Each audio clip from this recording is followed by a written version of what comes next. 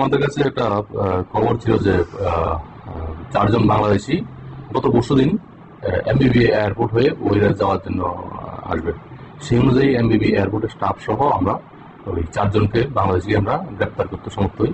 গ্রেপ্তার করে ওদেরকে পুলিশ রিমান্ডে এনে ওদের স্বীকারোক্তি মূলে গতকালকে আরো 4 জনকে আমরা এমবিবি এয়ারপোর্টের এরিয়া থেকে আমরা তাদেরকে মাননীয় আদালতে প্রেরণ করছি 4 জনকে। বাকি 4 জন আমাদের পুলিশ রিমান্ডে আছেন। তো এই তাদেরকে আজকে আমরা 5 দিনের পুলিশ রিমান্ড দিয়ে মাননীয় আদালতে প্রেরণ করছি। 2 দফায় 8 জনকে অ্যারেস্ট করা হয়েছে। প্রাথমিক তদন্ত ওরা বহিরাজ্যে যাওয়ার উদ্দেশ্য ছিল, কিন্তু আমরা এখন বাকিগুলি আমরা ইন্টারোগেশন করে দেখছি। এগুলি আমরা দেখছি, ইন্টারোগেশন করলেই পুলিশ রিমান্ডে আসলে এরপর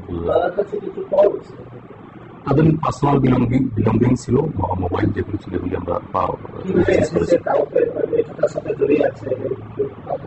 এটা আমরা ওদেরকে যে পারমাণবিক জিজ্ঞাসাবাদ করে আমরা জানতে পারবো।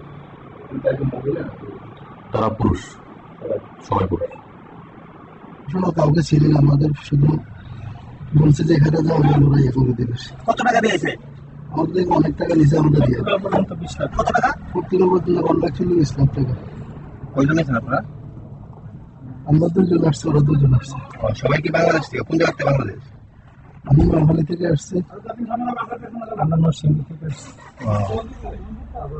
পর্তুগাল কি কেন জানেন না? কাজ